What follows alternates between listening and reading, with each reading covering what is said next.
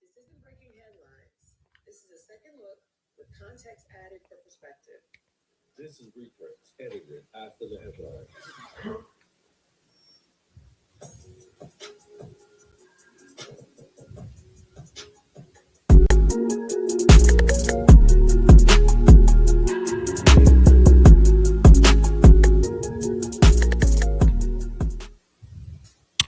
Good morning, good morning. East Coast, West Coast. This is Victor Flavius with the Reprint. Um, my co-host or our host, Crystal Jordan on the East Coast is not here today. She's under the weather, so I'm taking charge today. This is gonna be fun. I wasn't expecting to be on solo dolo, but today's one of them days. Gotta do what I gotta do. So we're gonna make it. We're gonna make it work. I'm. It's a beautiful day outside, and I'm sending thoughts and prayers to Crystal Jordan. I hope you're feeling better. Yeah, it's get some rest, and we will catch up when you come back around. Hope everybody's doing well today. This is a new platform I'm trying it on, so bear with me.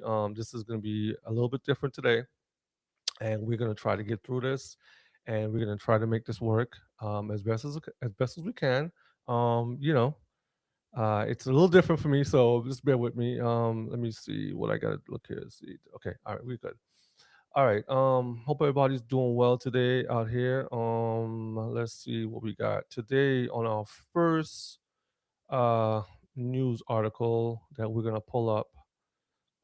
Um, the Reverend Jesse Jackson, civil rights icon Reverend Jesse Jackson, has died at the age of 84, prompting global reaction and live coverage. Um, Put this back up. Live coverage on outlets including BBC News, known for his decades long advocacy of racial equality, voting rights, and economic justice, and for running historic presidential campaigns in the 80s. Um, Reverend Jackson was alongside MLK in the 60s, Martin Luther King Jr. in the 60s. He founded the uh, Operation Push and Rainbow Push Coalition. He had two presidential runs, one in '84 and one in '88, and of course, he didn't win. But his slogan that we all know is "Keep Hope Alive." This has been something we all, well, it's been in comedy, it's been all over the place, but he has been a global impact. And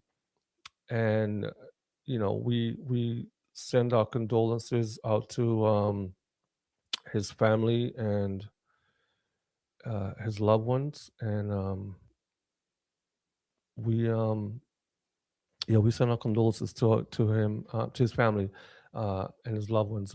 This is a interesting time to be alive.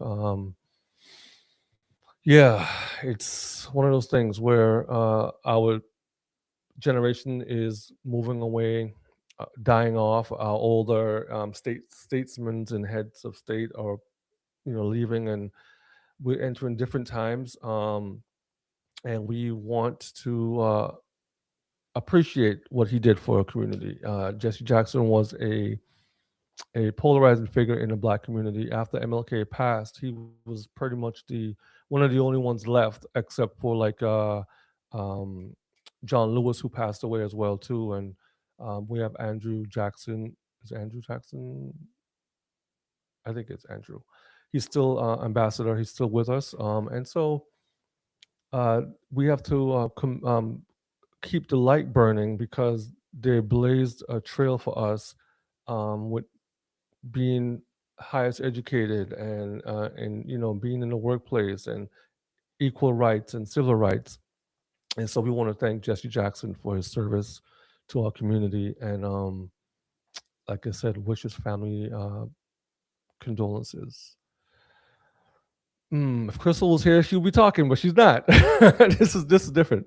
And now we move on to Cuba. This is going to be a short, I guess, show today because the commentary. I don't have Crystal to talk with. Oh my God, Crystal's not here. Um, let's see the commentary. Let's see. Okay, Cuba. The next on our list is Cuba. So Cuba is facing one of the most severe social economic crises in decades, with widespread. It's not playing. Okay. With widespread fuel shortages and blackouts, plummeting currency value, and raising hardship for the citizens. We know what happened in Venezuela. So Cuba was pretty much they're having a hard time because they did- the country of Cuba relied on Venezuelan oil to of course take care of the electricity and the just the operation of the country. And because they have fuel shortages from Venezuela and Mexico, the U.S. pressure those countries not to send oil to Cuba. They are having a hard time because there's no transportation, there's rolling blackouts. There's a lot of stuff going on that we don't see because we live here in the United States, but other countries are suffering because of policies that the United States have put in place, and those things are affecting the people of Cuba. Um, Basic services like water, healthcare, electricity are under severe threat. So we just have to be thankful that we live in a country right now that we are not in that position, but they have some really hard stuff going on, and that's what you see when countries fall apart, especially when you talk about economic strengths. um, Living in a place where there's no proper running water, electricity is bad because electricity, fuel pumps the water and moves things around, and so when you don't have that to help the country, people are suffering. So just be thankful for that type of that we live in a country where it's we have running water, and even some places in this country have it bad. It's just not a good time. It really isn't. I know it's bad news, and I know it's frustrating. I know it's a lot going on because we look at the news, and it's like one thing after the next. But we don't have it as bad as some countries. And I just pray for the people of Cuba, like as well. We see here that um, in the headline news that Stephen Colbert was in the news yesterday. CBS um, had pretty much told him he couldn't bring on a political candidate from Texas, Democratic Senate James Tallarico, um, couldn't come on his show. FCC rules enforce equal time rules, meaning if he was gonna interview one person, he needed to bring the other person. So you can't have a Republican and Democrat. You got to have both on at the same time or on the same show or whatever. And so they pull that and says, hey, you can't have this political person on the show because it needs to be a balance. And so he pretty much had to go on his private YouTube or the YouTube show and put it on there because the FCC wouldn't allow CBS to do it.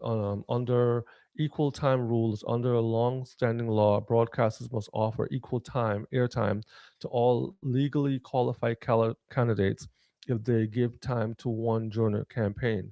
A rule meant to ensure fairness in elections. So this is something that has been in the news. So CBS, pretty much the legal team that approves all of the uh, script and the show before it comes on air pretty much had pulled that segment and said you couldn't do it.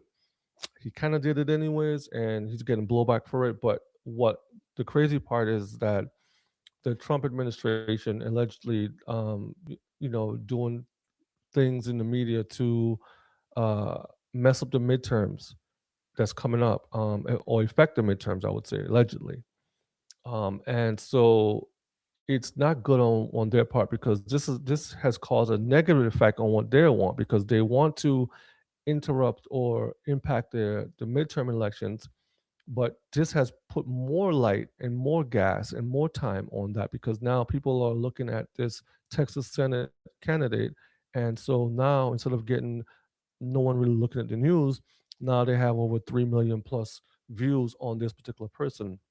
So it kind of backfired on them a little bit, um, again, you know,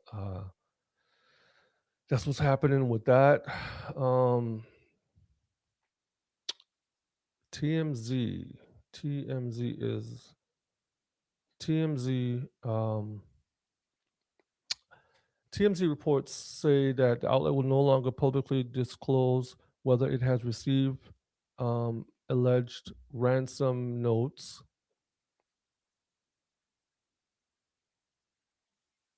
Keep this up here so you can see it. Yes, back to this. So TMZ reports say that the outlet will no longer publicly disclose whether it has received alleged ransom notes in Nancy's disappearance case. After previously mentioned such alleged communications, Harvey Levin, which is TMZ's head guy, explained the change in practice amid heightened sensitivity and ongoing investigative developments. So pretty much TMZ can't pretty much say whatever they want. Not saying they do, but the decision comes amid scrutiny over how such information affects public perception and ongoing investigations.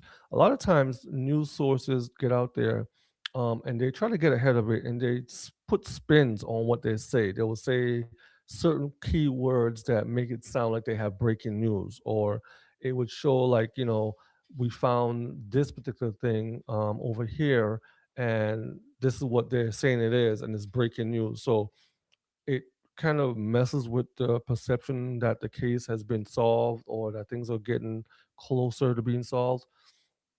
So this has been something that TMZ has been doing for a while, has been pretty much ahead of the game. And people are always like, how do they get the news ahead of time? How do they know what's happening and whatever the case is? And so it's like they are close to a lot of um, law enforcement branches, I guess, to get the information. Um, so we'll keep eye on this whole thing with the disappearance of Nancy, and what's going on with that. In other news, uh, I'm gonna put it right here like this. In other news, let's go with Luke. Two Life Crew's Uncle Luke is running for Congress. Can you believe it? I cannot believe it. You know, Uncle Luke running for Congress. I mean, I, I wasn't a Two Life Crew fan to begin with, so I don't really. It's a little before my time. The whole Two Life Crew, Miami rap legend. Um, just need to stay up. I can't. Oh, this is interesting. Miami Miami rap legend and activist Luther Uncle Luke Campbell has officially launched his 2026 bid for Florida's 20th congressional district. The former Two Life Crew frontman and high school football coach is challenging incumbent Sheila McCormick. So we will see what actually happens with this. McCormick is currently under federal indictment. Campbell is positioning himself as a non political businessman focused on local issues like the cost of living, crime, and immigration reform for the district's large Haitian community. I think he could actually get in. I don't see, you know, why he wouldn't be able to get in that seat. If Donald Trump could do it, why can't Uncle Luke do it? That's what I say. Might sound crazy, but you know, that might be the change that we're seeing in this world. You know, a lot of non-politicians. He's running as a businessman and a community mentor, not a career politician, claiming his years as Coach Luke gives him a better pulse on the district than those in Washington. And he might be true. He might be right because when you're on a lower scale, you touch the community more. You know what people's ailments and needs are.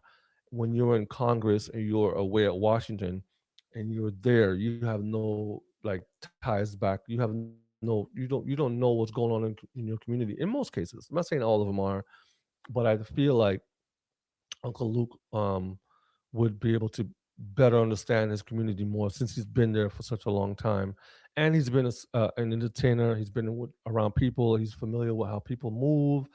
He's a face that people understand and people know. Even though it might have some negative type of like tone to it because he's a rapper or performer. Two Life Crew is known for their raunchy imagery when it comes to women and their songs. But again, if Donald Trump could be president twice, I don't see how he can't be a congressperson. That's just my take on that. His focus will strictly be on bread and butter issues, the soaring South Florida cost of living, education, and protections for the district's 300,000 residents with temporary immigration status. So he knows his community pretty well. He knows what he's looking at. He knows what will be important issues to his community. So, so yeah. So I feel like this will be a good thing for Luke. I mean, again, he's been in the community for a long time. He knows his base. So he's speaking to his base, the immigrant community, the Haitian community, people that he's looking at low cost of living or dealing with cost of living issues, education issues, and his community. So he knows all the important parts. So I commend him for that. Let's see what we got next here. We will talk about Stephen A. Smith, Mr. Smith. Step to the front of the building. We need to talk to you for a minute. Stephen A. Smith um, says he isn't worried about racism hurting chances if he runs for White House. Okay, so this one is a little bit more different. So Stephen A. Smith, ESPN personality, is generating headlines for publicly considering a run for the 2028 U.S. presidency as a Democrat. I don't know how serious this is. Stephen A. Smith, like Kanye West, says a lot. And I don't know if people will respect him or take him seriously. Um, he told CBS News he's not ruling out a 2028 presidential run, saying he could see himself as on a debate stage and that the door is still open for potential bid. He claims he has no desire to be a conventional politician. Here we go again, but he hasn't ruled out a campaign if he feels he can make a meaningful impact. I don't know if Stephen A. Smith is qualified to run for president. But then again, like I said, we see Donald Trump as being president twice. So now people are coming out of the woodwork saying they can run for president. I don't know if Stephen A. Smith is qualified or even if we would take him seriously. He said he's not worried about racism affecting his potential run, claiming many Americans judge candidates by character rather than race. A stance that that may resonate with some voters and challenge others. I again don't see this as something that's going to happen. I won't vote for Stephen A. Smith because he needs to stay and do what he does. I mean, he can try running, but there's a lot of different factors involved in a person running for president, and isn't just because of isn't it's not just popularity. It's more than popularity. And it's different if he was running for like a local level seat. versus like, if he was running for like a state seat, let's say he's running for, mayor of New York, or he's running for like, something a little bit on a different level, not president, not CEO of the United States. I cannot see that happening. Now, he could have the background for it. Don't get me wrong. I'm not against anyone, going up for the job, but that's a serious job. That's a very, very serious job. And it takes a little bit more than just being a popular face. You have to behind the scenes. There's a lot more going on. There's a lot more when it comes to like rubbing shoulders with different people, business people. You have to be a likable person. I know people say Trump is not a likable person, but you have to be in that business realm for a minute to understand how that works. And a lot of people wouldn't want to do business with a person that they don't like. And so you have to be able to go into certain rooms, shake certain hands, do certain things. And I don't know if Stephen A. Smith will qualify for that, or if people will even vote for him. So that's just my take on that. I don't know. Again, I don't know. We'll have to keep an eye on this and see what actually happens, because a lot of times they say they will run, and it would be the last minute they'll drop out, or they wouldn't get the nod, because you have to. There's a process. You have to have the money, first of all, and you have to have money to run in every state. It costs money to run in every state. What do you call those things? Every poll, or every district, or every um place that you run for an office, you have to have money to pay those fees and advertising dollars to campaign in those states and those places. And then you have to be picked by the DNC, or by the party, to be the candidate that's going to run against. You could be one of the candidates that just picked, but you have to have a lot of money. It comes down to having the capital to run in places that require you to pay fees and to advertise and to blanket you, because you're talking about 51 states. You have to go, and it's a lot. It's a lot that's involved. I don't even know if this is even feasible, but that's just me. Anyhow, moving right along to the next thing, let's talk about Cam Newton. BT cancels. Cam Newton show has officially been canceled after 8 episodes. 8 episodes. Get this back up on here. Okay. Um, BT Plus has canceled 106 in sports. The Atlanta shot. The Atlanta shot. This just keep coming off. The Atlanta shot sports talk show co-hosted by former NFL MVP Cam Newton and sports analyst Ashley Nicole Moss after 8 episodes. Oh, why wouldn't it stay up? Okay, 8 episodes. The show, a sports themed spin on the iconic 106 and Park brand, launched in October 2025, but won't return for a second season, according to according to network confirmations. Yeah. So it premiered in October 2025 and was filmed at Atlanta's Tyler Perry Studios. I don't know. After 8 episodes, it never, like, Cam Newton is a very eccentric personality, I would say, and he has had a lot of controversy on pretty much every show that he put out. So that's 8 episodes. So I don't see what happened. Maybe he didn't get the ratings he thought he was going to get. Or maybe he got tired of the show. I don't know. We don't know exactly what happened. BT announced it will not produce additional seasons. The existing episodes will remain available on BT platforms. Maybe they had fallen out. Maybe it just didn't work out. I don't see the 106 and Park was BT's version of like a MTV Spring Bling, or like an MTV show. And it was a time when we used to watch music videos, and it was a live taping. And we've seen a lot of new shows. A lot of shows are ending because of this whole change in the way how shows are done now.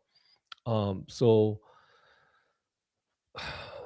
MTV canceled the whole. MTV's done. They're closed down. That's a wrap.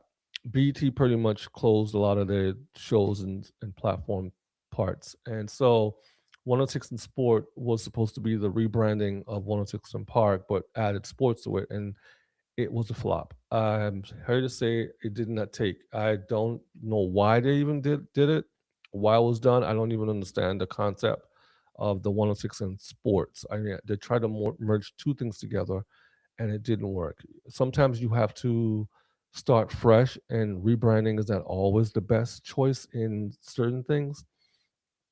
The show was part of BT's effort to evolve the 106 Park legacy.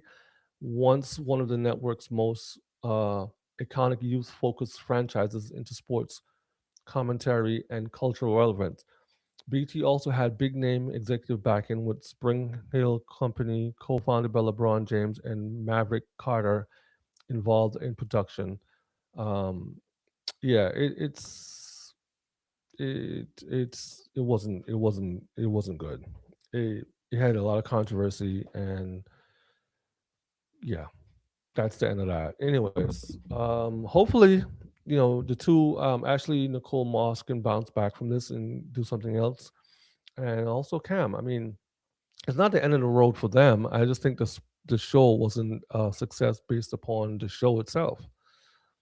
And we've seen a lot of talk shows that are being uh, canceled because of the change that's happening in media. People are doing live shows like this. People are having their own platforms like Don Lemon. We just saw the exit of what's the news anchor with the white hair? I forget his name. We just saw him leave his show on CBS. Anderson Cooper, he just left CBS, and there's a lot of changes happening in media. So we're just gonna keep an eye on that, and just understand that's where the world's going and what things, what's happening right now. Um, Rolling right into disappointments and changes. Essence Festival. Essence Fest still owes local vendors for the 2025 event. Organizers of the annual Essence Festival of Culture are under fire in New Orleans after public records show the event still owes hundreds of thousands of dollars in past due payments to the Ernest and Morrill Convention Center related to the 2025 festival. Public records indicate that the festival ran by Sundial Media Group, owner of Essence Brand, roughly owes $456,000 to the New Orleans Convention Center as of early February after making only a partial payment of $50,000. The outstanding debt relates to a production and logistics costs from the 2025 festival. Hmm. Yeah, it's a lot. Because the festival received public funds and support, unanswered debt raises questions about physical accountability and stewardship amongst organizations. Yeah, that's unfortunate. So they owe close to $500,000 of. Oh man, that's not good for Essence. And I didn't hear any good things about the last Essence festival. I wouldn't kick a brand when it's down, especially one of our own brands.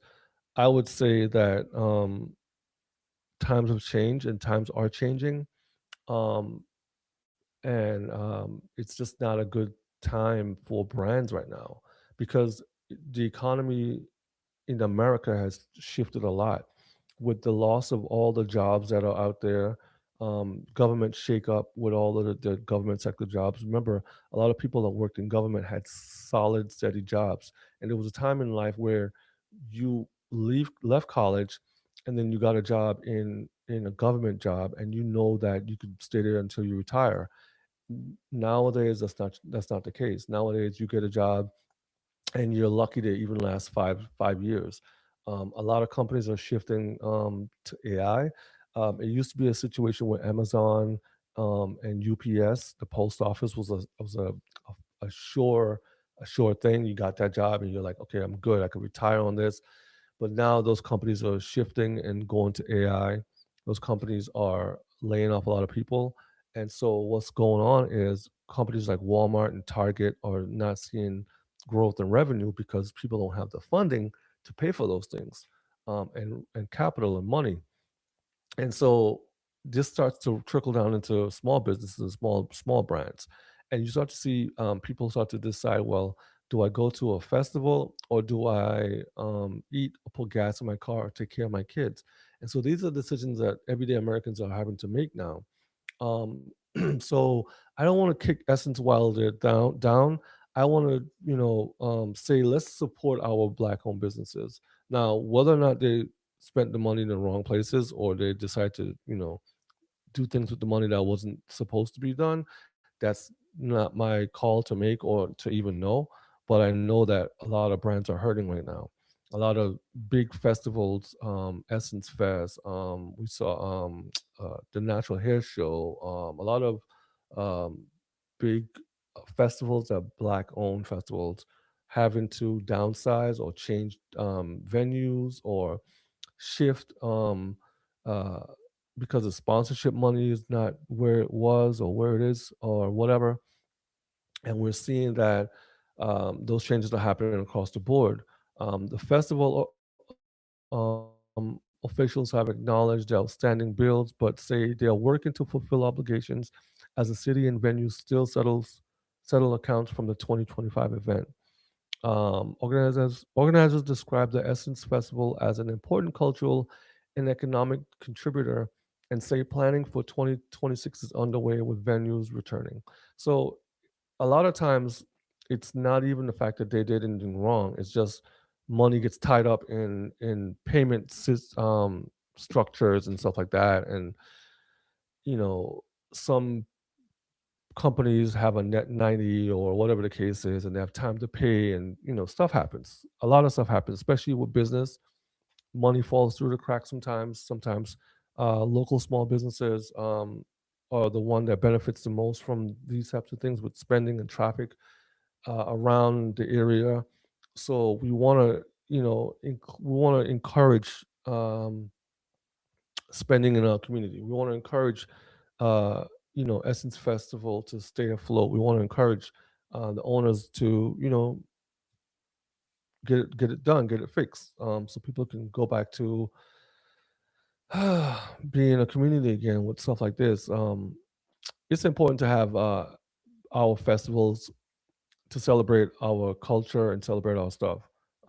But we also have to be mindful of how we spend our money and where it goes. So I just want to, yeah, just hope they get it together and hope people that supposed to get paid get their money because 2026 is pretty much halfway. Well, I mean, it's still early, but in business wise, it's the clock is ticking. It's moving. Anyhow, moving right along. America's Top Model. I didn't read too much into this one because I wasn't a big America's Top Model person. America's Top Model Netflix documentary has disturbing moments with Tara Banks.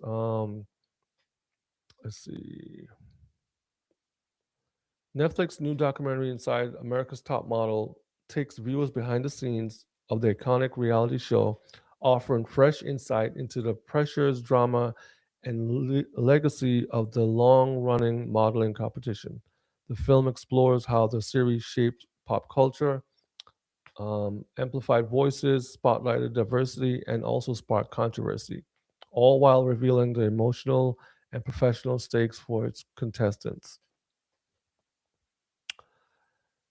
Yeah, America's Top Model. I think it's time to hang this stuff up. I mean, it's a documentary and showed all the stuff behind the scenes, but why? Why now? I don't care enough about America's Top Model. All the years we've seen all these shows. America's Top Model. We've seen America's Got Talent. We've seen America this, America that. We've seen all these shows, and while it's cool, I guess it's something that we as a culture like to look at, to see rising talent and stuff like that. A lot of these people on these shows get exploited.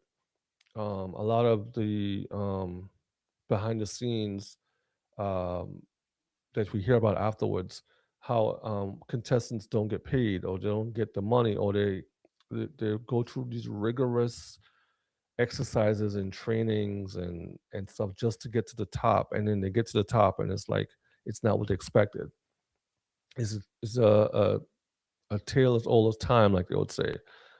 Stardom and celebrityism is what people go to and navigate towards. But when they get to being a celebrity, or they get to the pinnacle, and they open the doors and they realize what they were trying to get, this $1 million is not worth it. This contract wasn't worth it. We've seen, we heard horror stories on making it a band. We heard, uh, all the boy band stories. We heard all of these different, things. The Korean pop stars go through a lot of different issues. There's so much mess that goes on just to become famous and to be part of this whole entertainment world. Um, and I guess it's curious to see what happened behind the scenes with this documentary, but it's a pass for me. I don't know. It's like watching bloopers, I guess. I don't know. The documentary doesn't shy away from the emotional stakes of competing, the anxiety of challenges, critiques from judges, the personal transformation journey many contestants undergo, explores how reality TV amplifies pressure and public scrutiny. Yeah, you put yourself in these places, you become a contestant, and then a lot of times reality TV is script. You all know this is scripted reality. It's not real. And it's all about editing. So you and I could be talking about something, and they will cut out the part where we're talking cordially and calmly.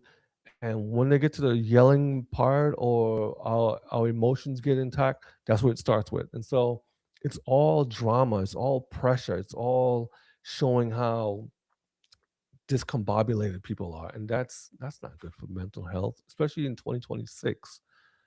I'll pass on that one. But Miss J. Alexander, the guy with the the lady with the glasses looking down, um, had had revealed on Netflix docuseries that she had some health crisis, or that he had a health crisis. He suffered a devastating stroke in December 2022. Left him in a coma for 5 weeks, and initially unable to walk or speak. So he's regaining his speech, and is currently undergoing rehabilitation with the goal of walking again. And so, in his time that he was on the show, he was a big part of the show, and he was a key person with the girls, and showing them how to model and to walk and all the stuff. And in 2022, he had a mishap of having a stroke, and that's thoughts and prayers for him, because that's not good. Now he's learning to walk again, and so maybe this documentary will help, rejuvenate his career, or to give him some insight into what he did or how his life was. And I just pray for him. That's all we could do. Um, I am missing Crystal Jordan today. I wish she was here, because this is not as easy as it looks. People, it's fun when she's on air, but we miss her. We pray for her, and we want to send our love out to her. Hopefully she is recovering. She's getting sleep. She's not on live. She's probably sleeping. I hope she's resting, taking her meds and resting. But Crystal, we pray for your recovery, and I hope you guys will join us on Friday. Oh wow, we at Friday already, man. I hope you guys will join us Friday, and we thank you guys for being part of our show. I apologize again for it being the way it is. I'm not used to being in the driver's seat with a live show. I'm used to editing and making changes and being able to be comfortable. But I took on the challenge, and I said we won't stop, Crystal. We're not gonna stop. Won't stop, can't stop. Yeah, bad, right? Um, but I thank you guys for being part of this day with us today, and we'll see you guys on Friday. Peace out.